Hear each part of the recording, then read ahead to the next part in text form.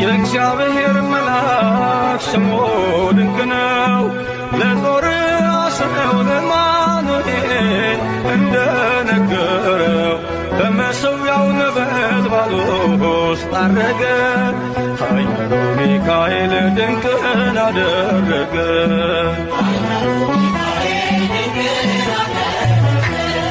የእግዚአብሔር መልአክ ስሙ ድንቅ ነው። ለጦር አስረው ለማኑኤል እንደነገረው በመሠዊያው ነበልባል ውስጥ አረገ። ኃያሉ ሚካኤል ድንቅን አደረገ።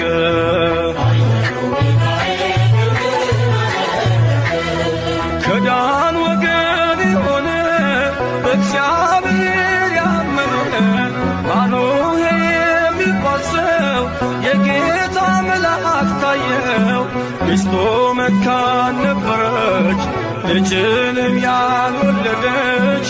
ሚካኤል ተገልጦላት በዘር ፍሬ ባረካት። የእግዚአብሔር መልአክ ስሙ ድንቅ ነው። በወፍራን ባሕር በጌዴዎን የተገለጠው እስራኤልን ከምድያም ታደገ። ኃያሉ ሚካኤል ድንቅን